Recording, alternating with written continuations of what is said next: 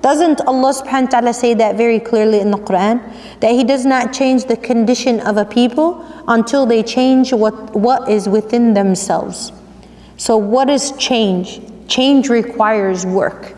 Change requires acknowledgement.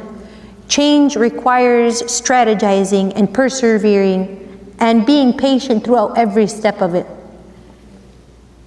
So if you're thinking being patient means just to stay mute and to sit there and not do anything, you have the wrong idea of what patience really is. The Prophet Muhammad ﷺ, he actually told us, know that with patience comes victory. That if we are truly patient and we work with that perception, we persevere and we push through and we force open that relief and that hardship to ease, then you will see victory that comes with it. You're going to see victory comes with patience. Now, does this mean victory comes with sitting and waiting for it? Of course not.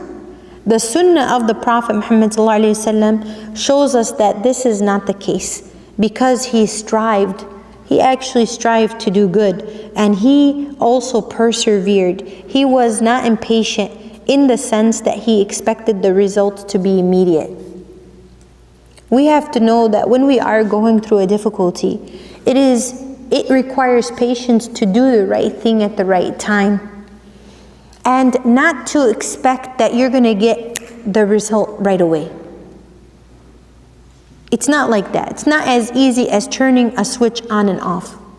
So if I make dua, it's going to be answered right away. We have to have that hope in God that yes, He heard it and He will respond, but we're going to trust when He responds. Okay? So we have to know that we have to be patient enough that it might not come with an immediate result. It may not come with an immediate result. And subhanAllah, Allah subhanahu wa ta'ala gave him victory. Didn't the Prophet Muhammad ﷺ end up victorious? Didn't he reach a point where he was boycotted, the Muslims were abused, the Muslims were killed and beaten, right? And they had to flee and they go back. And didn't Allah subhanahu wa ta'ala give him victory back to the same city that he was born in and he loved? Didn't He give him that return? Didn't He give him that victory? So understand that sometimes this patience doesn't mean that you're going to be, getting this immediate response. You got to be patient through the whole thing, and Allah subhanahu wa ta'ala will grant that victory. At the same time, if I'm going to hold myself accountable to doing good, am I only doing good because I want that goodness to come back to me? Or am I going to allow God to channel that good and give me those rewards the best way He sees fit for me? So doing good, I need to be patient with doing good, because not always am I going to get the outcome that I want from those that I'm doing good for. But I'm not doing good for them. I still have to do good for them, knowing I'm capable of doing it, but with what intent? I have to do it for the sake of Allah, so I can get the reward of that good deed, and I can see the fruits of that good deed from Allah subhanahu wa ta'ala. Even Allah has named Himself the patient, and He is patient with us. Isn't Allah subhanahu wa ta'ala patient with us? Sometimes we neglect our relationship with Him. Sometimes we don't submit to Him. Sometimes we don't rely on Him. Sometimes we do all these different things wrong. And what does He do? He keeps being patient and patient and patient. He wants us to return. He gives us an opportunity to return, and He's patient in that return. And He's patient with what we do and what we don't do, what we give and what we take. So He named Himself this attribute, and He wants us to establish this attribute among ourselves. So let us work on being patient.